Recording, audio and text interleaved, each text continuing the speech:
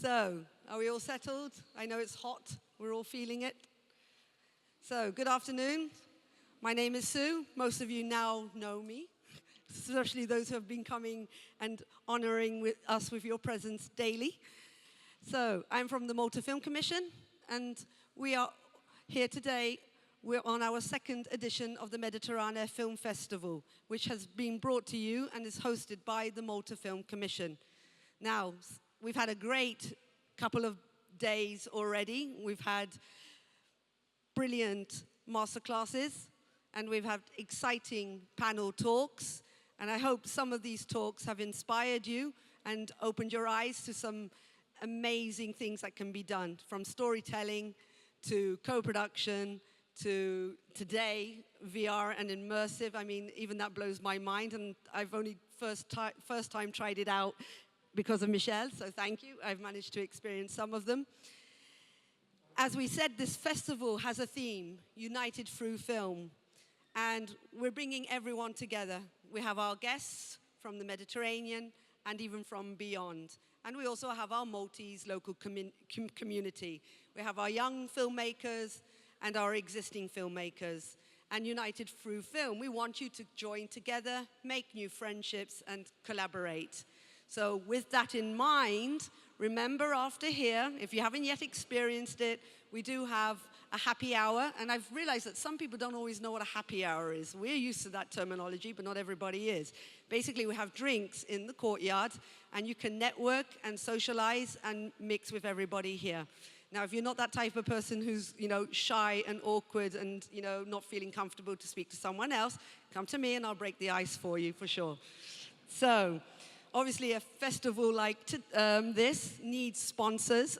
I mean, you guys are getting to have all this opportunity for free, so hello. We'll do a round of applause for that, probably on the last day, so I'm sure we'll have full house for all the free events. But we do have official sponsors that are making this happen.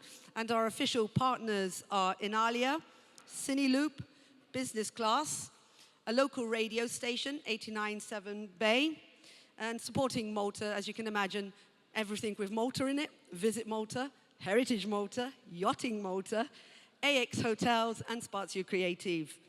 Obviously, housekeeping rules, and it's been killing me all week. No chit-chatter, no noise, even at the back, please, and in the corridor at the back. Mobiles on silent to respect your colleagues in the room, and obviously the panel speakers. I think that's it from my end. So it's my pleasure to announce our host today is going to be Michel Riac. He's Head of Studies for the Venice Biennale College Cinema and Cinema VR. And our guest speakers are Joel Benson, an award-winning documentary filmmaker and virtual reality content creator. One of his films is showing on the other side. Stephen Dulligan, developer at Raptor Studios. We did have Francis Gershi attending, but unfortunately he's not well. And so his boss has come along, Matthew Policino from Stargate. So thank you, Matthew, for that. Craig Quintero, a sculptor, installation artist, and award-winning immersive storyteller. We also are honored to have two of his pieces on the other side, so please do make sure to go and check those out. And Neville Spiteri lives in America, and he's a co-founder and CEO at Weather. I hope I've said that correctly. So please join me in welcoming our host and speakers to the stage.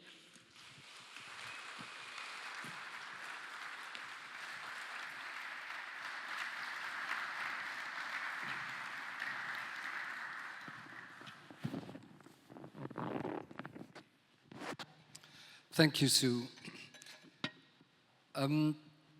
The field of immersive spatial storytelling was hot with media a few years ago. The word VR, the word Metaverse were trending a few years ago. They don't anymore because everyone talks about AI these days. And it's wonderful. It's wonderful to have the media pressure relieved a little bit, and we can focus on the actual content, shape, and significance of building a new language, the language of immersive storytelling. To do this takes a lot of faith and a lot of belief in the fact that the future holds new ways for all of us to relate to one another. And that's what storytelling does. Storytelling is a way of weaving links between people. It's a way of extracting meaningfulness from whatever surrounds us. And storytellers are makers of shapes that help us make sense of our reality and its absurdities sometimes. So what we want to do now is just touch upon a few points of what it means really for a storyteller, for a producer, for a distributor to invent, to be part of this moment where a new language is being invented, because this is really what we are talking about. Immersive is not a technological improvement like 3D was at some point for cinema. It really is a fully new language. And as anything new, it comes with only unknowns and risks and risk-taking. So what we will do is that we will first have each of our panelists introduce themselves very briefly so that you know where they're coming from. And then we will start a conversation about different points. So we'll start with you, Neville. Can you tell you live and work in Los Angeles in the U.S., but you are originally Maltese. Yes, indeed. Thanks for the opportunity to be here, everybody. In fact, I have been in the United States now for 30 plus years. I am the co-founder and CEO of Weaver, which is a play on words, which is We VR, but it also connotes the idea of weaving, weaving reality. We're an immersive studio, which means we effectively produce content, different kinds of experiences, and virtual reality and augmented reality and all kinds of interactive content is, sort of our core bread and butter. To the point of, VR being and this whole space being new. We were really early pioneers. We're currently celebrating our 10-year anniversary in XR, and feel very lucky to have one of our pieces here called The Blue, which we developed 10 years ago, and fortunately people still enjoy it to this day. And just very happy to be here with everybody to engage in this conversation. Thank you. Stephen. Oh, sorry, Craig. Yeah, my name is Craig Quintero, and I'm the artistic director of the Taipei-based Riverbed Theater Company. We formed there 26 years ago, doing primarily immersive, image-based theater experiences. In 2022, we did our first 360 VR film, All the Remains, and the following year, Over the Rainbow, that were both in Venice. They're being shown here. And our work is really focused on how do we create encounters, how do we create these artistic experiences where it's not about us telling a single story or narrative, but it's really about creating an opportunity to see a work, and that through seeing the work, they can see themselves. In the same way, if we go to the Museum of Contemporary Art and we see a Rothko painting or a Kusama painting, and through this process of seeing this work, we get somehow closer to who we are. These works, again, we've been doing 360 VR films, which we can talk about in terms of technique, what the possibilities and limitations of that are. And we're starting to work on our first XR experience for multi-users, which will premiere next year in March of 2025. Thank you. Joel. Hello, everyone. My name is Joel Kachi Benson. I'm a documentary filmmaker based out of Lagos, Nigeria. I started off, making what my friends in VR would call flatties. But I've always done 2D until 2018, when I wore a headset for the first time. And I realized that this could be a tool to help me sort of like push the envelope of storytelling. So I made my first VR film in 2018, and then I made my second one in 2019, which premiered at the Venice Film Festival, and that's how, I met Michelle, and the journey just went on from there. For me, any tool that comes out, whether it's VR today or something else tomorrow, it's at the core of my pursuit is story. How do I use storytelling to forge connections? And so that's really my spiel. I'm happy to be here. First time in Malta is a great place, and thanks for having me here. Stephen. Hi, everybody. So I'm Stephen, CEO and co-founder of Rupture Studios, which is a virtual production facility based here. We're over in Nashar. We set up the facility from a different perspective from my creator friends here. We set it up to give a platform to creatives who wouldn't have access to that technology to try to push forward what's possible locally, understanding that it will take a minute. And it's been fun. And due to our understanding of spatial technology and camera tracking and so on and so forth, we expanded our concept recently to a new site where we have an immersive multiplayer experience where people get to go into a world collaboratively and play through a narrative or through a video game. And we're doing that so that we can open up the door to not just having to be a filmmaker, but also people to experience it, because as Joel mentioned, when you get to experience it, your mind opens to what you could then create because you now understand this medium exists. So that's pretty much me. And Matthew. Hi, my name is Matthew Policino, and I run Stargate Studios. I'm also happen to be a co-founder of the local studio. And I'm lucky enough to turn up every day to work with artists, digital artists, and we do storytelling through visual medium. We try to make that a full-time job. We try to take the bacon home through doing what we love. And we are very aware that technologies are evolving and our skill sets have to evolve with the technologies. And we have to remain relevant. We have to stay relevant and try to use and understand and work through the changing medium. We certainly have recognized that mixed media, that VR, AR, and mixed reality are having their influence and are creating new spaces where we can express and we can tell our stories. And it's my job to try and transition part of our day-to-day into that world.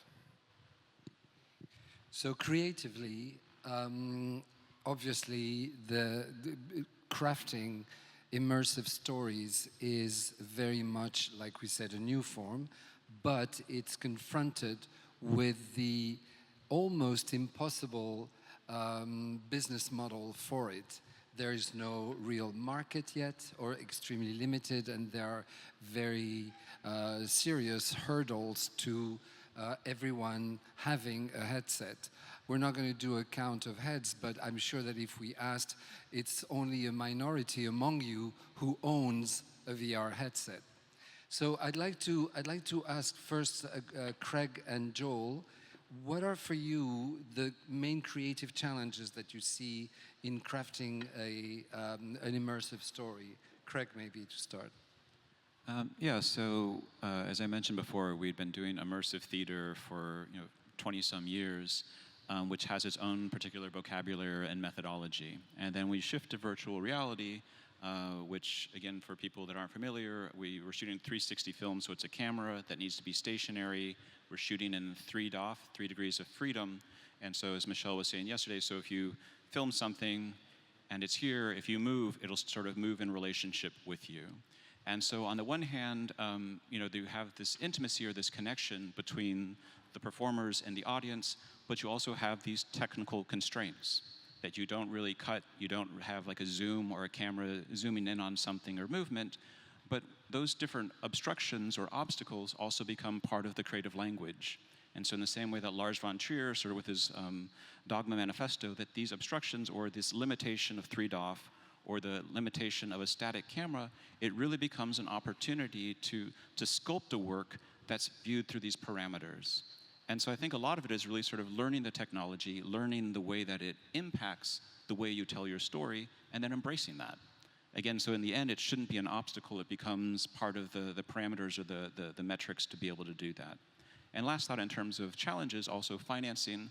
Fortunately, we work in Taiwan, and there's a Taiwan Creative Culture Agency, and there's a lot of fundings and support. And so I think that as we're sort of here in Malta and talking about these different collaborative relationships and opportunities, it's really trying about finding those international co-production partners. Like, how do we take this medium, which is expensive if you do it individually as an artist, but if you do something as an international co-production, suddenly you have resources from multiple countries, creative talents from multiple countries, and you can create a work that's bigger than what you could create individually. And so the model from going from an independent theater company to an internationally collaborative VR group has been sort of really transformative. Joel, you're a documentary filmmaker, but you made 2 films in VR. What has VR brought to Daughters of Shibok, for instance, your film that you made in 2018, that a flat film would not bring to the subject? What difference is it for you as a filmmaker to make a documentary in VR, like Daughters of Shibok, as opposed to if you had done it in flat? I mean, I think, if you come from a place of, when we made Daughters of Chibok, like I said, I had already been making flat films before then. And there's an approach that you take as a director. You're always present, you're there, whereas when we made Daughters of Chibok, we used the old ones, the GoPro setup, right? And we didn't have a monitor. So we would just plot the shot, try and get the angles right, and just go and hope for the best. So it was we had to reimagine how we approached storytelling. There was a lot of trust in our characters that, everything would go right. There was also a lot of trust in the process that, okay, this would work out right.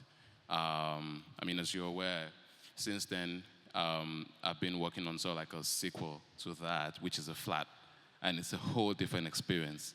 But what I think, and for me, the fascination that I've always had with VR is just this, I guess, this level of intimacy that you get with the story. I remember my first VR experience was a concert, Coldplay, and it was just like, it felt very different for me, and suddenly, in that moment, I knew that this is a tool that I can use for storytelling. There are certain kind of stories that I feel fit, would be best for that medium. Challenges, I mean, when I talk about challenges, I always talk about challenges from the African context, where I'm from, where I live, where I work. There's not a lot of institutional support for things like this. So you end up realizing that, filmmakers, I mean, when we made Daughters of Chibok, it was out of pocket.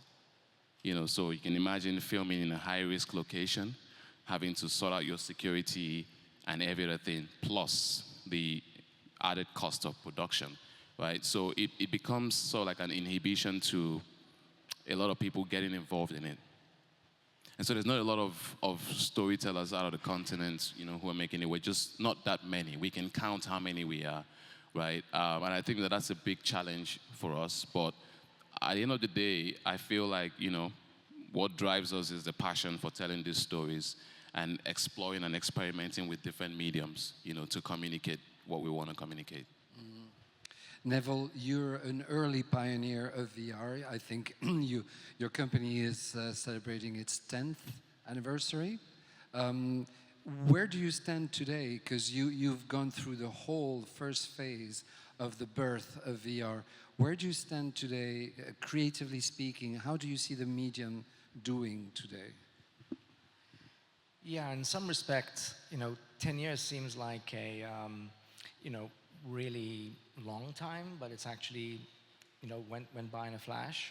And in some respects, there's a lot of the language of creating a VR experience, which the early experimenters, even 10 years ago, 9 years ago, 8 years ago, a lot of the initial concepts of how it's different to creatively tell a story, the fact that, as you were saying, you're now inside of the experience, you have a direct connection with the subject matter that you're watching, a lot of those learnings still apply today and they carry forward. Some of the core elements of what's unique about the medium have been unlocked. And one of the things that's really fun today, and has been for the last several years, is being able to riff off other people's work, collaboratively seeing, what certain creators developed at a certain point in time, what was interesting about that particular project, which is why events like this are so wonderful, because you have an opportunity to not only see the work, but also meet the creators and learn from them. So that's not changing, right? The next 10 years will be a lot more of that. And some of the challenges also still apply going forward. So you mentioned that the audience is limited. There aren't very many people that have a headset that they wear every day in the same way that you look at your phone every day. And a consequence of that is the economics, right? So if you're producing a film, you want as many people to watch it, so you want as much distribution as you possibly can have. Same is true in this medium, in spatial medium. And the exciting bit, though, is that some of the business models which were very challenging for us as a studio 10 years ago have completely transformed and evolved. And I'll give one specific example. We developed an amazing, and I feel I can justify it in saying it because our fans told us it's amazing, an immersive experience based on the Harry Potter property. And we created an experience where you could be up to 6 people together in the same space inside of the Harry Potter world. And you're flying together on brooms, and then you're going through Hogwarts Castle and you're casting spells together. And the fans absolutely loved it. The IP owner, Warner Brothers, and all of J.K. Rowling's team, super fans of the work. But you could only get so many people through per hour. So from a ticket sales perspective, it was very challenging to work as a business model. Partly because you had to wear a backpack with a PC headset connected to this device, which was difficult to wear and heavy and cumbersome. And so as that's evolved today, I was in Paris a couple of months ago, and you can now deliver what's known as a location-based experience, where you have a group of people in a headset together, just using a much more lightweight device. It's much less expensive. You can just snap it on and experience. And now you can get 100 people per hour, and all of a sudden the business model starts to work. So there's a lot more opportunity to now monetize the work that's being done. And that's probably one of the seed changes that we've seen, which we're very encouraged by going forward. Stephen, would you agree that there is now the possibility of an economic model that is viable? You just opened a space here in Malta, right, for people to experience VR. Exactly. So we've recently opened, or in the process of opening, an immersive experience, which is a location-based environment. So the same idea, we can bring as many people in as one to experience the same thing collectively. What we've been trying to do is not just put people in a headset, but like get the hands and the feet and the whole thing, so they can look down and feel that they're in the world more than just a floating head or a predetermined locomotion of the legs. Like make it look like they're actually embodying. So if they put their foot somewhere, their foot is where they expect it to be. The economics of it is deciding whether you want to have 100 people coming through it a day, or you want to have 10 people having a really long experience.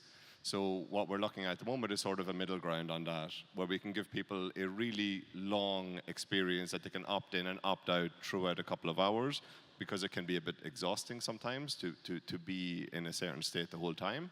And we also keep the hardware damage down, because everything has a knock-on effect. Because if we have to constantly buy new headsets every single day, then the model doesn't work. If we have to buy this, it doesn't work. So we've been trying to find the happy medium between having enough people come in to experience it while ensuring that the hardware sustains. And we're doing it with, like, because technology has advanced, right? So not so long ago, you'd have to have a PC with people, and now it's wireless. Once, okay, there's parameters to it, but wireless headset all of a sudden makes it easy. So it takes like maybe 1 or 2 minutes to get all set up and running.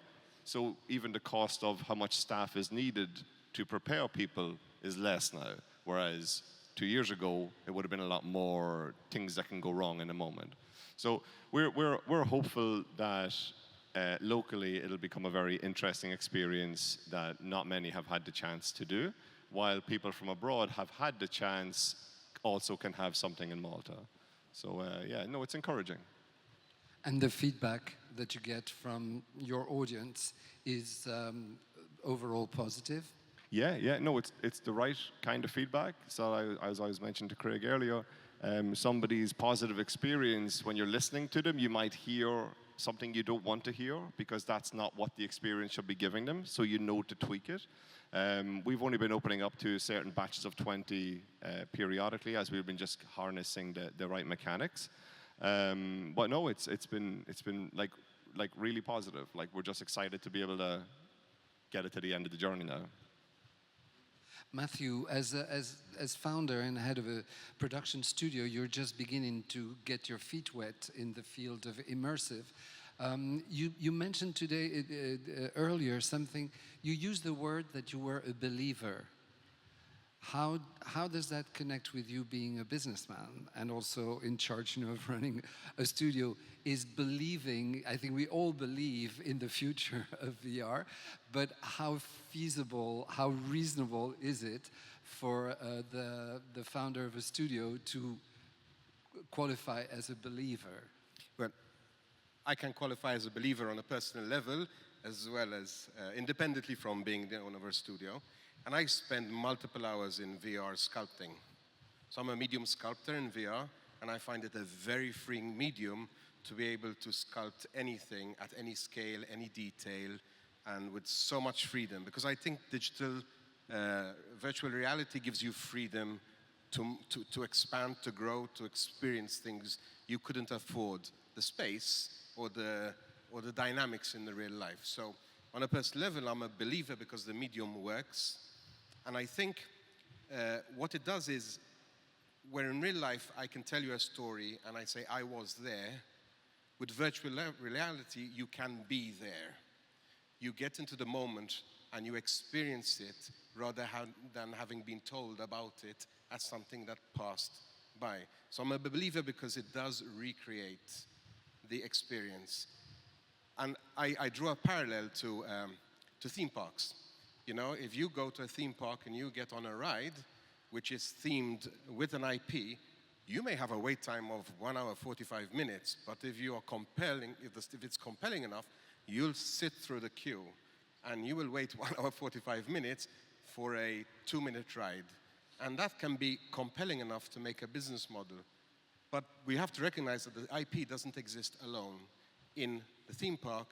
And I think what I am appreciating is that there's an eco-culture of different experiences. So there's the linear narrative, there may be the literature, there may be the graphic novel, there may be the VR experience, there may be the merchandising. They all form part of telling a story. And if you are a believer in one aspect, like I cannot bring myself to read graphic novels, they don't work for me, but I can experience the story in another medium. And therefore, I will find myself more comfortable with having a first-person experience on a roller coaster in Disneyland or with a headset back home. So I think the monetization doesn't necessarily mean that as a platform, it just needs to work as a standalone. I think integrating storytellings and starting to generate stories that will support, at their conception, various media will make it a more successful, and it will also spread and amortize the risk of creating a property, right? Yeah, absolutely. I think that point is very well taken. And in fact, we're seeing a lot of that approach in terms of also funding of these projects. So I'm sure you think about this very much as a studio head, that the opportunity is to really think of the story or the subject matter or the intellectual property as the hub, as the world, the characters, the environments, all of the various stories you want to tell. And you're creating that and you're investing in that in a way that you can then generate a linear video, a film, a TV series, a video game, and also an immersive experience or a theme park ride where you're leveraging a lot of the creative concepts, the investment in the production of the assets, and hopefully, delighting your fans, in a whole bunch of different ways. Not everybody wants to go on a roller coaster, but someone may be perfectly happy to binge watch on their Absolutely. couch. And it connects media, right? So when I started sculpting, and this was over COVID in VR, and I had a great experience of going down into the detail and creating, whether they were dragons or spaceships. I did a bit of everything, monsters and childhood cartoon heroes. And I just let myself free. Next thing I needed to do was print them. So I couldn't stop at just, you see, so we connect the media by one being a gateway to another. And I find this really interesting that they don't need to stand alone, but they can support each other. Yeah, I mean, I think it's really interesting talking about sort of the finances and the economic models of making it more sustainable. And as a creative, to be honest, I mean, I haven't really thought about the roller coaster ride of all that remains. It's about artistically, how do we create an encounter for the audience? It really goes to back a fundamental, as an artist, how do you create an experience of all the information that we receive, of all the input, something that gets through it all, and that can enter the audience and become part of their life story.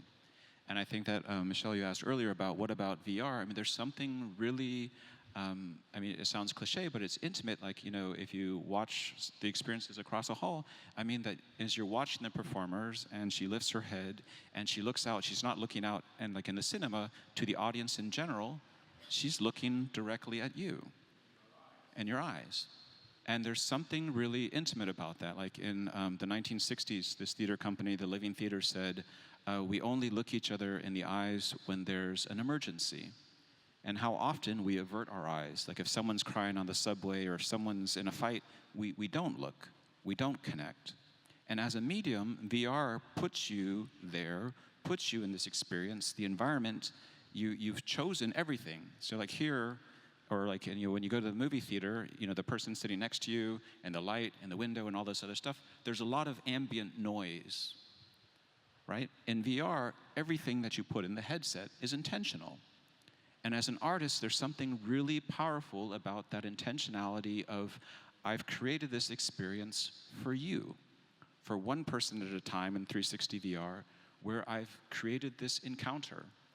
Like you said, like where she looks up and she sees you and you're seen.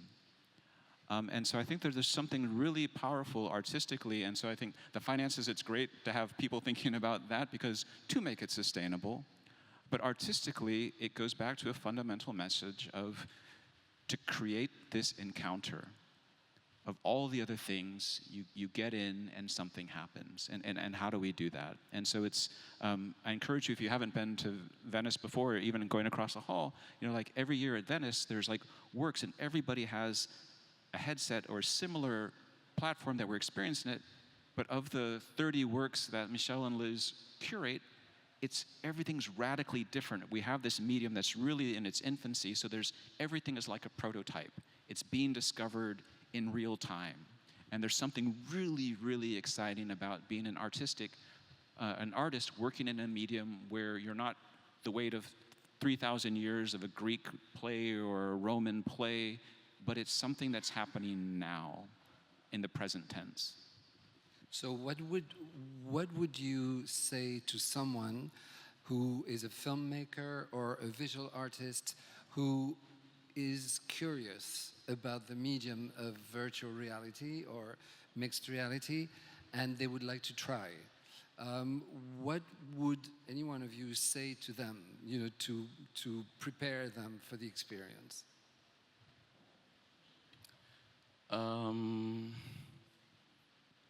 Just do it. Sponsored by Nike. Here we go. Got the corporate. No, Already got the money coming. No, that is the obvious. But I mean, if they are asking for advice Yes. beyond doing it, of course you learn as you go. Yes. But things to expect or things to do. I'll give you an example. For instance, I used to work in cinema. Now I am in XR. Yeah. And a lot of discussions that I have with film people, cinema people, directors, they say, I would feel very uncomfortable losing my control of the frame, of what I choose to put in the frame, to now show everything. And this is relating to exactly what you said. And I say, well, no, it's the same thing, except that instead of designing a frame, you now design a bubble. A rectangular frame. Yeah. Yeah. But that's the same job. It's Well- the same thing. Yeah. I mean, No, plus the UX, the user experience design, which is something completely new. We have here in our jury this year, Alison. I don't know, Alison, if you're here. Yeah, you're here. Alison is in our jury this year. She's one of the best user experience designers, and it's a whole job in itself. It's a whole new art form. Right. So of course it's not that simple, but the idea of shifting from designing a rectangle to designing a bubble, Yeah. you can understand that it's something that is similar. Like you said, Craig, it's all intentional. Everything that's in the bubble is intentional. I mean, also I was going to say that, I guess from my own perspective, I could say I'm fortunate that I make 360 content. I also make feature docs, right? And it's really about, you've got these two different hats. And when you walk into a room and it's a 360 camera, you know that you got to wear a different hat. And there's an intentionality to how you frame. So you don't consider what is just in front of you, it's everything around, right? And so you have to, quote unquote, dress the set, right? Because what it means is that you're giving the viewer the liberty, right, or the agency to look around. So your set is not just this square in front of you, it's equirectangular now. You have to look around in 360. Whereas if I'm making a feature doc, it's a whole different approach that I take to it. So if that's a question that an aspiring VR creator or filmmaker is asking, the answer is, there has to be a lot of intentionality to it. You will make those mistakes. And when I say these things, I say from a personal experience, not just like intellectual stuff. Like, I made a lot of mistakes, right? But, you make those mistakes, you learn from them, you ask a lot of questions, you do a lot of studying, right? The internet has, I guess, in some way, democratized this access to knowledge, right? And so that's you just have to just try it and see what works. And there are two parts to this conversation, Michelle. There is the conversation for creators. Creators will create. And there's the conversation for, I guess, the businessmen. They will have to figure out, those conversations will have to be had about, how can we make this sustainable? And I think that the moment you hack it, it's going to explode. Because then even those who are like sitting on the sidelines, just watching, everyone would jump into the fray. But for me, I speak from the perspective of a creator. I can't make money to save my life. So I'm just going to create and just keep creating and keep figuring out ways to strengthen the connection that these stories can have with the audience. And hopefully, he's going to figure out how he can make money. One of the things that we learned, thankfully, we try to learn from our mistakes, that is different between, directing in the frame versus in the bubble, is we noticed the difference between film directors that came to work with us, who were very obsessed on their point of view, rightfully so. Control. Control, because that's how you make a great film. Fantastic. versus game designers and game directors that came from the gaming world that were entirely comfortable with the fact that their players are going to be running around and looking around whichever direction they want to, not necessarily exactly the framing that the director decided. And in fact, we found that there's, in the same way there's learnings from theater, there's a lot of learnings from game design that apply directly to 360 video and VR production. And I think that's probably what I would, if I had to say to a director coming from the film world, is that you do have to be willing to let go a little bit. You do go play a bunch of video games, you know, and think about how you would still be able to tell your story in that context. So that was a key learning, and we continue to really look at and learn from both film directors and game designers for that reason. I have a question though. Are you really letting go of control? Are you really letting go of control in that context? Like, are you really? Yeah, I mean, yesterday we had a panel here where we talked exactly about that and exactly using the expression letting go, almost in a psychoanalytical sense, where letting go of the control of what will be the behavior of your audience is something very difficult to do for a film director. Like you said, for those reasons, just because the film director is absolutely trained and used to have full control of what the experience will be for the spectator, having the unknown factor of not knowing where the spectator is going to look is something extremely disturbing for most film directors, but maybe not for you. Yeah. Can I jump really quickly? And one thing I think that's so challenging is, like, because you're not just creating the content for this one frame, you're creating all this content. Like, how do you keep the audience engaged? So if it is something sixed off where the audience can turn and they can walk around and then they can look, you need to create enough content where the audience can go enter the experience, and after 30 seconds or 20 seconds, you're like, okay, got it. Now what? And I think that there's a challenge, like, and so if you look at immersive theater, there's a lot of, in the last 10 or 15 years, a lot of theater companies creating these experiences where you can wander around and like choose your own adventure. And you walk into the space, and after like 30 seconds, you're like, okay, what's for dinner, right? You're already leaving the show as you just started it. And so I think that a huge challenge is, if you're going to create a sixed off, if you are going to create something where the audience can sort of navigate and move through the space and choose their own adventure, you have to not just create that, you have to create that times 360 times movement and space and duration, and how do you sustain that? And so I think that as we've been doing 360, we've been working with the bubble, but in a very limited format. And now we're shifting to XR, where the audience can move and navigate space. How do you adjust for that? And it's super challenging, because it's not a canvas, it's not a frame, it's a whole world. And if you go left instead of right, and if you go down a hallway to the left, then you need to have something down that hallway. And then if you go right, then you need to have something there. And how do you sort of have that foresight to sort of be able to make that experience continue to evolve? I exactly had that experience in The Blue, your 4-part project, which is here, and I highly recommend that you watch The Blue, produced by Neville here.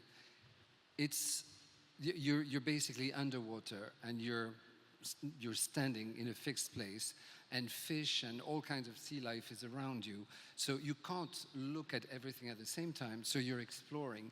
And I felt incredibly satisfying the fact that I was actually missing some things. Like when a whale appears, I didn't see it appear, suddenly it's in front of me. Or at a moment I will turn back and I realize there's a giant squid living just behind me that I hadn't noticed. And that sort of accidental experience of a whole thing that's been designed for me, but I will only catch parts of it, is very true to the real world. And that, I think, that letting go of forcing me to go and watch something that you've chosen, but providing a whole environment of events happening, and then I'm free to choose or accidentally see or miss parts of it is, I think, very much at the core of the VR experience. Yeah, I appreciate you mentioning that. And that was very intentional to the point we were saying earlier. So the way we approached that was we had a very clear idea of the story we wanted to tell. We wanted to give you, as the audience, an opportunity to have an experience which most people don't get to have in the real world, which is to look eye to eye in a giant blue whale. So we were very clear. We had a control element there where we said we want everybody ideally to have that moment. That said, the way we decided to tell that story was, well, we need a few characters. So the principal character is obviously the giant whale, but there's several other secondary characters that add to the moment. And a very important character, which most people don't notice, is the deck of the ship that you're standing on. And we intentionally chose a ship because it's a familiar object. So you immediately can get a sense of The sunken ship. scale, the sunken ship, right? So you're at the bottom of the sea, which was another important element to make you just comfortable enough that it's somewhat familiar. And then we tried to provide as much opportunity for you as the protagonist. So you are actually the main character. You get to be the one that has that special moment, and it's intimate, as you were saying. And then you sort of embrace whatever experience that anybody has. Yeah, so that's a big part of the design process. Just to continue on the topic of space, like when we were exploring what to do next door, a lot of it came from how people react as 2D filmmakers when we give them a virtual camera inside a motion capture space. So if we were running, so motion capture, for those who don't know, would be when somebody's wearing a full body suit and they're puppeteering a 3D character. So when we have that activity with 2 people or more happening and we hand a filmmaker, like an iPad or whatever, to go in and film what's happening, within a few moments, it didn't take very long, within a few moments they've realized that they have now full scope of everything that's happening in that space. So we say, if you move your finger up on the screen, you can elevate yourself by 100 feet. And the same down. And you can be the size of you can be the middle of the table now and follow a dialogue that's happening in a kitchen, or you can be at the top of a mountain watching what's happening in a village. And you're making all these decisions in the moment to see what could be an interesting frame while a pre-planned story is already happening. So you've already planned the story, performance, and shot it all, or well, filmed it all, let's say, but you haven't decided exactly every camera shot. So you're giving a 2D filmmaker access to that. And it doesn't take long for them to grasp that they're in 3D. So moving them into what would you do from the beginning to make this a better experience, there's ideas like instantly. So I don't think the barriers are pretty much just trying it and getting in there, because it's really, it's eye-opening, so it's fantastic. And then when it comes to space, like one of the fun things can be like in like a 6 meter by 6 meter area, even if you're in an area that's 200 square meters in the game world, in the virtual world, you can have a rock that has no purpose, but it's something that they will always try and avoid, even though it's not physically there. They'll avoid it. And if there's a narrative taking place within that world, you'll find people go behind that rock to watch the narrative. Now, that doesn't mean it wasn't planned, it wasn't planned out, but these things, you're allowing agency to the person to see the story how they would like to see it, and it doesn't mean anything's wrong with that. You know, it's just making sure you've sort of thought enough about it that there's something that's not boring after 30 seconds that they can then wander around, you know. I'd like to touch on a slightly different subject of the metaverse. In interacting with each other inside a social virtual platform, we can do something that we have never been able to do, which is alter our identities. In the metaverse, on a virtual reality platform, I can be anything or anyone I want. I choose how I am represented. And the people that I will meet at the same time in the same virtual space also have chosen different identities. The same way that in massively online games, you can be whoever you want, and you form a guild with colleagues, and you don't know who are the physical persons behind that. It's exactly the same thing when you choose your avatar in VR chat or in Fortnite, in Roblox, in Minecraft, to cite the main spaces where the metaverse is actually happening today. You can choose who you are, and choosing an identity and have a fully operational interaction with other people with that identity is something completely new. How do you see this for the work you do, both creatively and business-wise? Today, a platform like VR Chat, one of the main platforms representing what the metaverse is, has millions of people attending, and at any given time, it's about 120,000 people present in the field. Alina, who is here also as part of our jury, works with another amazing platform, which is more B2B, called Engage.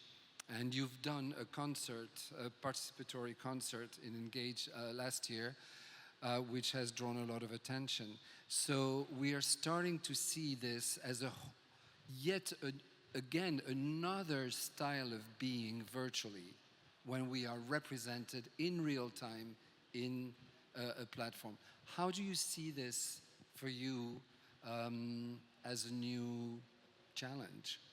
Or do you prefer to wait until it becomes something bigger? From our perspective, we're controlling.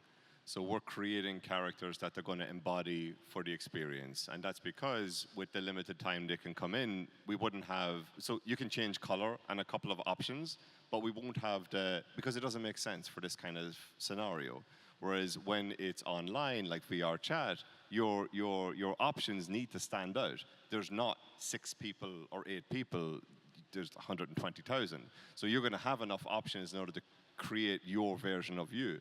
So it's more of a, like, how we are when we go online is not necessarily how we are when we're at the kitchen table or how we are when we're at a bar.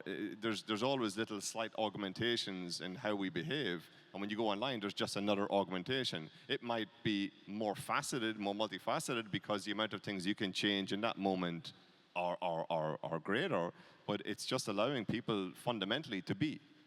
So it's fantastic. Yeah, the other thing which seems to happen as a result of, sort of choosing your identity effectively is that, there's this immediate, desire to, I'm going to go hang out with my friends. I know who they are in the real world, but inside of Fortnite, I'm wearing my favorite costume, outfit. I can express myself fluidly any way that I want. And what's clearly the case is that, in fact, the most successful platforms in VR are Rec Room and VR Chat, and these are principally social at heart, right? That the core of the experience is less about, not only isn't it about one director's point of view, it's also less about even a whole specific set of game design mechanics. It's really just about people getting together. And people getting together and hanging out, and the number of stories that we hear from creators and people online. I mean, you probably, people in the room may not have a headset, but I'm sure a lot of people in the room either play Fortnite themselves or know someone that does. If not Fortnite, it's Roblox. And that is just such an exciting fundamental aspect of the so-called metaverse. It's happening, it's evolving in different stages, and I think that from a business perspective, we didn't jump in and say, we're going to go build a whole world and expect to, we have to be a bit more thoughtful about that. We have to look at, how do we play in the Fortnite space or maybe in the Roblox space? Is there an opportunity for us to take something like the Blue and, make it multiplayer, allow multiple people to go and have a moment under the sea together? So it's a big, complicated topic, but I think that the key about that is the social connectivity, and that's what I think is super exciting about that. Yeah, and something I'll add, when I was in Amsterdam recently, and a friend whose child has ADD and was having a really difficult time in school, and bullying, and dropping out of classes, and a lot of problems, and eventually choosing to go to a VR online sort of classroom that was in London. And so go through VR, put on your headset, you have an avatar, sort of the bullying, that's sort of like who you are, or his sort of self-image, provided a space for him to go be working with students in a space that was safe for him. And so I was thinking about then in terms of accessibility, in terms of educational spaces, of providing an environment that might sort of help people sort of navigate different environments or communities that they feel uncomfortable with. And so I think that it's providing different sort of, this is not maybe directly into my artistic practice, but as an educator, I mean, just thinking about, you know, these ways that we can provide these global communities, classrooms, where people can have a different environment to do their studies or to negotiate or navigate space. Yeah. I'm going to do the money talk. So, you know, the avatars are very interesting self-expressions, right? I remember 15 years ago when we bought the Wii U, you made your Wii U me, and I have my Wii U me hasn't aged in 15 years. He still looks exactly the same, and he's 15 kilos lighter than I am right now.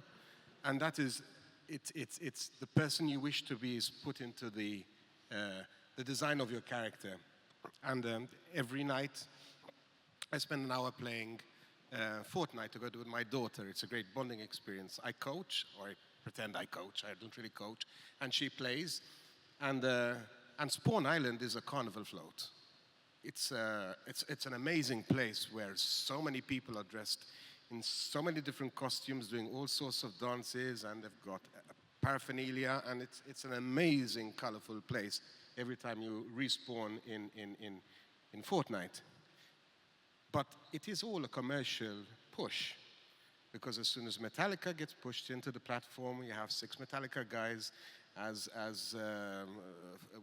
what was the last one that came out? I think it was the Mad Max. Everybody's now Mad Max, and the self-expression is very much guided by the agenda of people who are dropping the costumes and the paraphernalia and the dances down. So my question from the money point of view is, are we in control? Or have we released control, or are they controlling us in the ways we self-express? Well, I would say that the counterexample to this, I mean, in terms of commercial control, is VR chat in a way. VR chat is working. Now, VR chat was born out of a totally non-commercial idea of how people can interact and play and do things together and build worlds. Now, what VR chat is very slowly, very progressively introducing is basically a ticketing system. There's a currency in VR chat now. They have their own currency where you can sort of monetize. You know, in a very, very beginning level, you can start monetizing what you do, but the goal is to end up having a built-in ticketing system, so that you can do events and concerts and things and generate income for the artist that creates this. The commercial side, I think, of the metaverse is essential, because that's what will eventually make it viable. How it's going to be controlled is obviously the key thing, but as always. So I think it's a sign of growth and becoming more mature, that these issues of how the metaverse platforms can be financially sustainable it's a sign of, it's a positive sign, but it goes with growing pains. VR chat has had to let go hundreds of people 3 weeks ago to slim down and to be more efficient in those next moves. So we are in this phase, I think, where the money factor is coming in. One of the things we discussed, and I'm looking at Craig and Joel, because as makers, you said, Joel, you know, the difficulty of financing.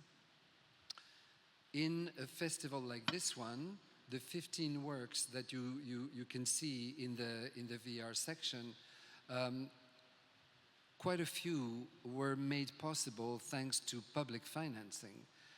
I just locked the selection for the next edition of Venice Immersive at the Venice Biennale. And we see that the countries, the makers that are the most prolific come from countries that have a very strong and solid public financing system. And that's where we see the UK, for instance, is struggling. In the USA, there's just no public financing. So it's this whole idea of how the market is for immersive is absolutely key for its survival and for its growth. Any remarks on this? I'm looking at Matthew and Stephen as well as Neville. I think it's imperative that there's a commercial side to it, because otherwise it doesn't become sustainable, absolutely. And by the way, Fortnite has given so much back to the community through Epic and everything that everything that everybody's benefiting from micro purchases done through all sorts of but also by licensing Unreal, their game engine. Yes. Yeah, so like we specifically are beneficiaries of Fortnite's commerce because it wouldn't exist, the tools that we have. And we were grossly aware of that at the beginning, that this software that we've been gifted is free and it's coming from Fortnite. So you have, as a parent, you have an opinion on microtransactions and the addictive quality of loot boxes and all of these things as a parent. And on business, I have a different opinion. So I understand the why of it, right? Like, or I benefit from the why of it, right? Now, it is changing, though. As we all know, we're going to have to start paying money soon. And it should be positive. We should be paying to create tools on this platform. It's acceptable, because then there's dedicated support and dedicated engineering, and it's moving forward and it's getting in the hands of more people, because not everybody has to pay. Like a hobbyist and a new filmmaker, they don't have to pay. They can come in and they can start building tomorrow. But a studio who's making money, they pay. That seems fair, right? So commerce has to exist in all scenarios. And even on the topic of like Metallica and avatars, like if you're in Fortnite and you put on a Metallica costume, if Metallica drop an album tomorrow, we're gonna listen to it and we're gonna buy merchandise. So the parallels between the two worlds are just, and commerce is commerce. Like we're happy to spend something that's giving us something for our time. And this is like, and again, those who can't don't, and those who do can, and this is just how the world works. So if the world is working in games and in VR in the same way it's working in real, then it's going to be as sustainable there as it is here. And the problems that we have here will exist there, and there will exist here, and solutions will need to exist, and it just creates more jobs and opportunity to keep moving things forward, more policies and all of these things. Like, there's nothing wrong with it. Like, it's imperative. Yeah, I'd say like working in Taiwan, I think that the government there is very intentional about providing a lot of funds towards virtual reality. There's no way that Taiwan can compete with Hollywood films in terms of budget, in terms of marketing, in terms of the whole structure to be able to create that. And so I think that the government has been very specific about targeting this as a medium to support. And so like 2 years ago in Venice, the grand prize was won by Singing Chen for The Man Who Couldn't Leave. There were 2 other works from Taiwan there.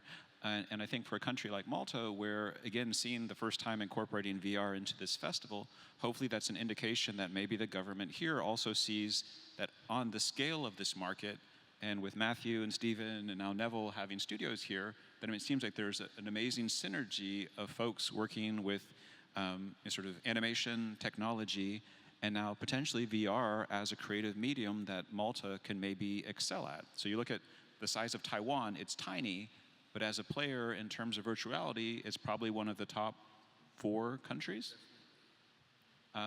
And that's pretty remarkable.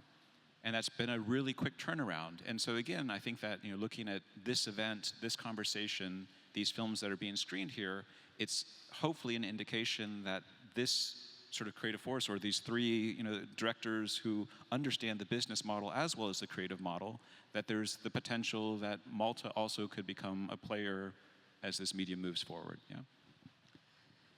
Definitely second that. It is an exciting opportunity, to the point of, the relationship between the financier and the creator.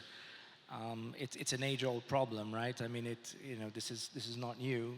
It was the Medici family back in the Renaissance period. It's sort of kind of setting the first model. Now you have some government funding happening at a national level. That's another approach. There's obviously the venture capital entrepreneur relationship, where you can go raise financing for your company or film. What excites us is kind of looking at removing as many layers between the creator and the audience as possible, because I think ultimately that's what creators want. They want to delight their fans and delight their audience, and hopefully if they're delighted enough, they're willing to buy a ticket for the show or buy a virtual item or to support the creator ultimately.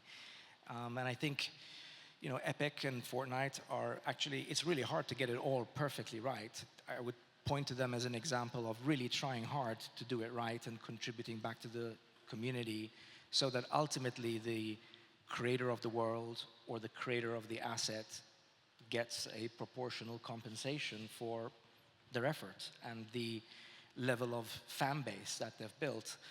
And I think that's a really active topic. It's encouraging. It's easy to get, sort of depressed that it's impossible to, make a buck from the show that you're making. But I think there's a lot of very exciting opportunities for creators and developers to, go do it, as you said earlier, get going and build a fan. Start with one person who likes your work and kind of grow from there. And whether you don't have to get sophisticated with decentralized Web3 blockchain models, you can today, using traditional databases, charge for your item and hopefully people buy it. And so my message to any developers or creators out there in Malta or anywhere is to just do it, get going, get your first product in front of your friends and family, and hopefully you'll show up at the Biennale someday or here at Mediterranean and keep growing your fan base.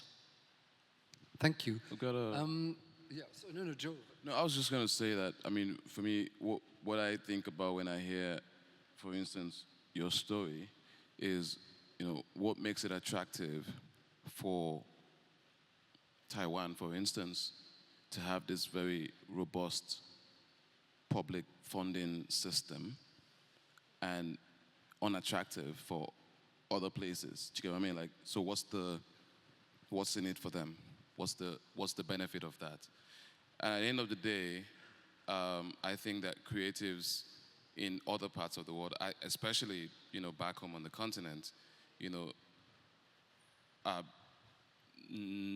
I don't want to use the word suffering, but that's what comes to my mind when it comes to like this ability to be able to create.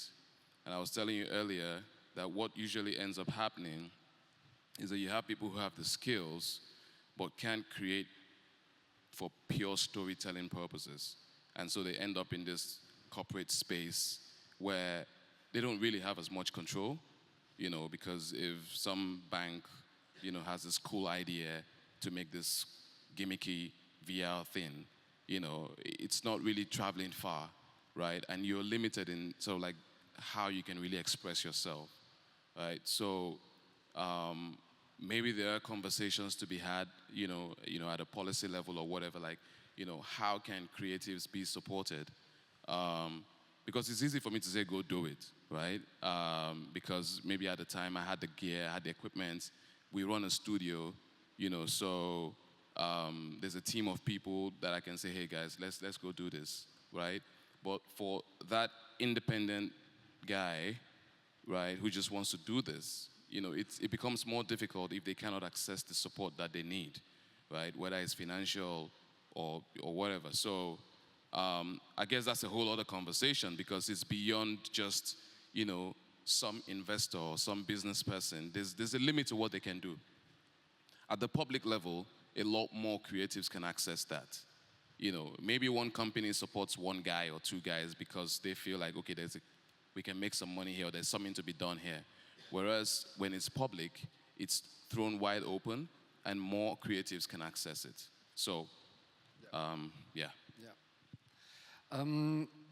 We have a moment for questions. If anyone has a question, feel free. Yes, over there.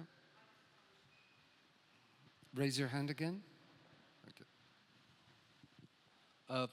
Yep, I'm Felipe. Thank you for this great panel. One thing that I was like hearing you guys talk and making my own notes here, because I like to have notes.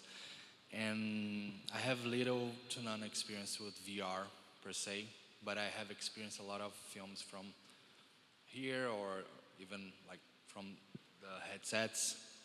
And I think VR now it's like a limitless space. You can do like thousands of different experiences, But my background is on traditional filmmaking, the square one, the flat one. So I think 180 for me works. 360 I think is like too much but I tried the Canon lenses that you can have 180 and you have depth and everything. Also I think Blackmagic is releasing the same thing, 180. And I still feel as a filmmaker that I need like a wing to hide myself, like a backstage.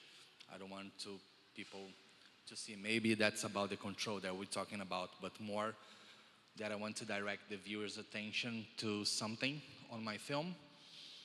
But I also want them to experience something. So maybe I can have a dialogue here, and the second time they watch my film, they can hear a different dialogue there. With spatial audio, you can also direct that. And that's why I think control goes in different ways. But what interests most in this technology is how you can transpose traditional way to tell stories, like in a flat, to this type of medium.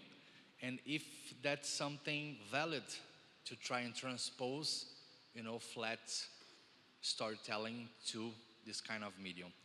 And talking about like a traditional filmmaking aspect, not like experiences or, just like if I want to tell a story about a guy who likes someone that someone likes. So is your question that you ask yourself, how can I understand the difference between telling a story in flat or as opposed to immersive? How to transpose that traditional way to that new medium, and if that's even a valid thing to do. Yes, Matthew? I was going to make the point before. I don't know if we should be trying to make one just like the other. I mean, they're different mediums, right? I think that, they say that blind people have a higher sensitivity of touch because you've limited one sense and the other ones become more alive. So in flat storytelling, our mind now looks for depth in meaning inside the psychology of the cast, inside the philosophy of the script, inside the movement, the beats, the timing that we're being directed through. Things that we will give up whilst we are not following the linear, and we haven't even spoken about interactive, right? Once AI is driving non-playable characters inside an experience or a game, that could go anywhere, then nobody's in control.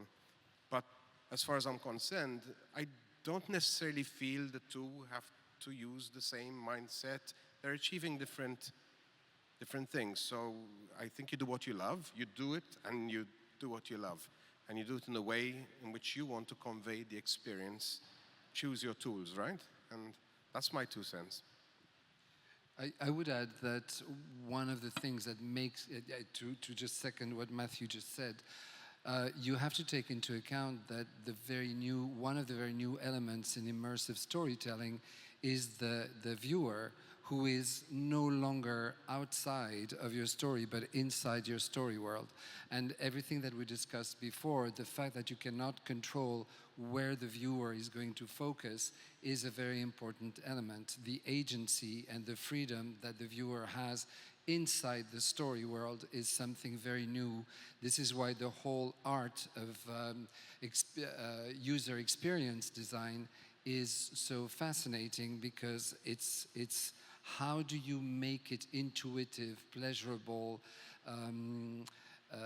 How do you facilitate the agency and the choices that the viewer is going to have? Is something that we never had to consider before in that way, of course, except in game design, of course. So I would say that if you are a filmmaker and you're considering trying something in VR, I would almost be tempted to say, first of all, watch as much VR content as possible. You have a golden opportunity here to see 15 remarkable works, so please take advantage of this opportunity. Secondly, talk to the makers of VR. Just like Joel said, just do it, but it's also nice to get experience feedback. And also explore the world of game design and talk to game designers. Any other question? Yes, the gentleman next to you. Hi, thank you for the talk. I'm just wondering, especially for like Joel and Craig, which come a little bit more from the artistic sort of like layer kind of thing. In the world of disposable content with TikTok, like the content has no salience, right? It's here a second and gone in the next second. Considering this is an emergent medium, right? So we're at the position where maybe you can steer it a little bit in the direction of something which is non-disposable. And considering maybe like how do we monetize salience in the sense to make it sustainable, not to have the usual divide between the creative who doesn't know how to make a buck to save their lives, right? And almost predatory sort of business practice that brings, okay, that will work, that will sell, and I will sing the company the moment it starts not working anymore, kind of thing. So, to be a little bit more concise, it's an emergent medium. VR is an emergent medium. There's not the same amount of access all across, and at the same time, we know that content and its salience, its value, is disposable. Is this the right time? What kind of guiding principles can we think about to make content more valuable for the general population? Not for the creatives or the businessmen, but for the population as a whole.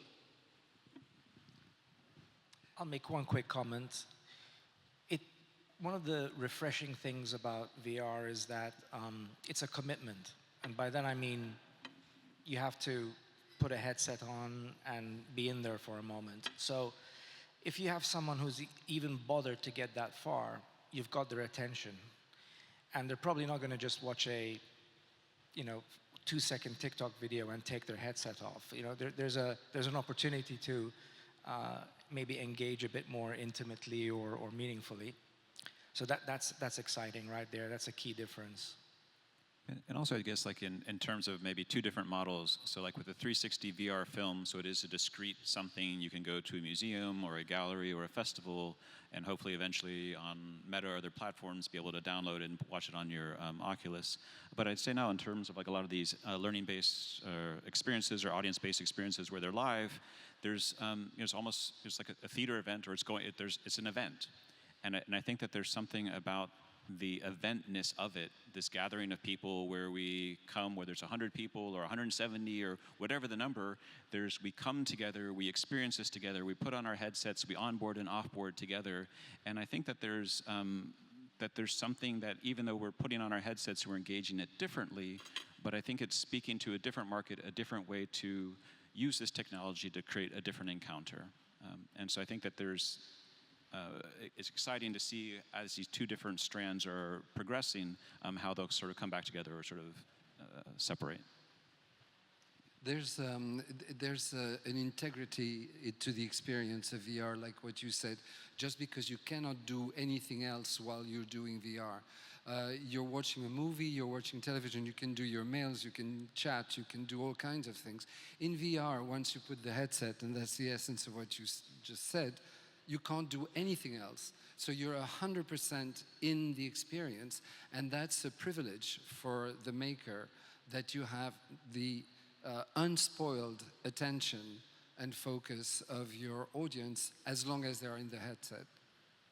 And was that? What? Well, no, because as was said, there's still quite a bit of friction with the equipment. So putting on the headset, making sure it's calibrated right. It takes a little bit of time. It's not something you do as easily as you pull out your phone. And so there's, like you said, a commitment. I don't know if any of you have had the opportunity to experience the new Apple Vision Pro, but if you haven't, and if you will in the future, you will see how magical the experience is, just because it's yet a next step in terms of clarity of the image, precision of the definition of the image, and there's a level of immersion that is such that you tend to forget that you are in a headset. So yeah, I think as the technology will evolve, it will become easier to put on what will not be a headset anymore, but a pair of glasses. And it will be easier to access content as well. We're still in the infancy stage of VR, definitely. Can I, really quick, something Philip, I think, asked a previous question about for a filmmaker, and Joel, under his breath, said, like, collaborate. And I think that as a filmmaker, if you're inexperienced with the medium, find people that are creating content, work with them, invite them onto your team, and because you don't need to make discoveries on your own, when we were shooting our first project in Taiwan, we worked with this company, Funique, which is doing amazing work. And so they are bringing a lot of experience. And so I think that as you're making that step to virtual reality, find your creative team. It's not an individual creative process. And the sort of more open you are to collaboration, I think the richer your work will be. Yeah. Just something I wanted to add. I just want to ask both of you. Are you both filmmakers, yes? You're both filmmakers. You're a filmmaker. So basically, this is my first things first. There's something about VR, XR, and this is a world that these are all my friends. But I feel like sometimes, from a storytelling perspective, as a storyteller, it's easy to get carried away with the tech and lose sight of what is important as a storyteller. And if you have a good story, you will connect. So I don't agree with the whole 4-second timeline, 10-second timeline. I just made a 90-minute feature doc, right? I've made 14-minute docs. I've made 60-minute docs. And it's always the same question that I ask myself, whether it's in VR or is it flatty. What's the story? What's my agenda? What am I trying to say? Right? So that would be what I would say to you. The tech will continue to evolve and get better. Like you said, maybe someday we're going to wear a pair of glasses and be watching stuff. What am I watching? Because understand that there are like thousands of people who are making content, right? So you have to be saying something. So storytelling at its core transcends the medium. Regardless of whether it's VR or AR or whatever, storytelling is still storytelling. If there's no story, there is no connection. I just wanted to put that out there for you. Thank you, Joel. I think it's essential. I think we have one last question with the gentleman here.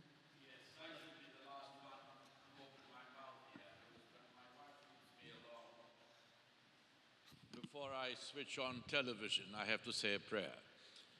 But yesterday, I perused what you have in there, much to my surprise. And I saw what was like a documentary about the Khmer Rouge, and the father was saying how he lost his son. And it makes you answer the phone and give him the newspaper. Fine. There is a ludic, participatory, you are part of it. You have a game to play. Mr. Benson, how can you convince me what is the veracity of your story, of a documentary, if you tell me, answer the phone, that was very enjoyable, but a documentary? Okay, Joel is not the maker of that film. His film is Daughters of Shibok, and it's a 360 documentary with no interactivity. The film that you mentioned is called Stay Alive, My Son, and it's there, and it's done by Victoria Bouzis, who unfortunately couldn't be here in Malta with us. Game dynamics in storytelling is a style. It's a way of engaging an audience, and it's totally compatible with a documentary nature of the project. It's a way of connecting the viewer with the characters. You may not enjoy it. I'm not saying it works for everyone. I enjoyed it, but it was like, if I know nothing about this thing, how am I involved in this? Is it real? That was the challenge for me. But and I believe this. But I think that's the whole point. Did you believe it, and did you feel engaged? So it's not about what you're meant to feel, it's what did you feel? It was very clever in that they showed you actual film on a television set. That I believe. But you mean you believed as in you believed that was real footage? Is it? Real footage. Mm-hmm. Okay? So that I would follow. But the guy talking to me, looking me in the eye, who said that? Looking me in the eye almost scared me. It felt like a game. So, but it is. So it is a video game, and it's a video game character, a very nicely designed character, but it's not a real character. But when he looked at you in the eye and you felt pushed back, that's what the expected result is. Yes. So you're still engaged even though it wasn't real. Real in the sense of, is your emotion real versus is what that character is real. So, but that's the thing about medium. Like with Joel's is a documentary. It's you sit still and you watch it. While the other one is you navigate around and you move around like a 300. So when we're talking about, because there's so much terminology, right? It's not like you can just walk into a room and understand everything. So we're talking about 360-degree video, which is when there's a video literally filming a room. So if it was in the middle of the room there, it's getting everything your back and their fronts, right? This is how it's happening. A 180 is from one perspective. When we're talking about 360 degrees in 3D, we're building an actual 3D modeled world with characters. Now what they did in that example was they put a 2D video within it. So that, and again, the reason they did that beyond like it was cool and all that is because it's way easier to do that than it is to create the footage in 3D to put it into TV. Like it works just fine and you conveys the message. So what you experience is in there. There's so many different versions of virtual reality and different media storytelling that it doesn't really matter too much what was used. It was what was right for the story being told. So if you walked away with a feeling, it's victory. I'll just add something before we conclude with you, Greg. When I hear what you said, that you felt it was gimmicky, basically, your experience of the interacting, and when you say it didn't feel real, I wonder if instead of real, you shouldn't say familiar. The TV was familiar because it felt like it's something you know. Exactly, exactly. To the game aspect of interacting, picking up the newspaper, opening a door, etc., has a measured impact. There's been studies made on this. Has a significant impact in the feeling of presence, the feeling of empathy with the environment and with the character. It may not work for everyone, but it does have an impact when you're no longer just a passive viewer, but you are an agent in the story. You have an active participation. And that dimension, which is channeled through a game dynamic, is effective in creating a sense of closeness between the spectator, the viewer, inside the story world, and the story world. But it may not work for everyone. Go a step further, in that then he disappeared, and he turned up 30 years before with his son and his wife and his daughter. And although that was magic, I felt at home with that. You see, I was pleased there was an explanation. It's a traditional trick of storytelling, of providing a resolution at some point. Yeah. I took it as a flashback. Yes. Anyway. Yeah. Resolution. But thank you for making going through the whole experience and giving us your feedback. Craig, you wanted to say something, and then we'll conclude. I'm still curious about this documentary. Who is doing the documentary? So it's a different work. So it's in the 360 film. Yeah. The film is Make so many documentaries. How does it work? Do you channel? I suggest you continue this conversation privately because we need to stop. Craig, you wanted to say the last word. I mean, and so I guess my thoughts would be, as creators, it's constantly finding what language to use to express this story. And I think that, with the Khmer Rouge or the last year in Venice, there's a piece about the Holocaust. And it's, again, we know the Holocaust, we know this history, and how do we find different ways to embrace technology or different mediums to tell the story anew? And so again, some of the elements might not work for you, but it's really trying to find a language that we can use, or to, like as Michelle was saying, a sense of engagement, that we're implicated, that we're involved, that we're engaged. And so as we start to experiment, it's constantly that same question. And so is it a flatty? Is it flat? Is it an immersive installation? Is it a painting? Is it a poem? And again, with these immersive technologies, it's trying to find, for this project, how do we engage the audience in a way that might be uncomfortable, but then can enable them to experience it or re-experience it as if for the first time? And how do we bring something to life that way? Thank you. This will be our last words. I'm sorry, you feel free to ask a question to anyone, because I think we have to conclude. Thank you so much for participating. Thank you so much for being here.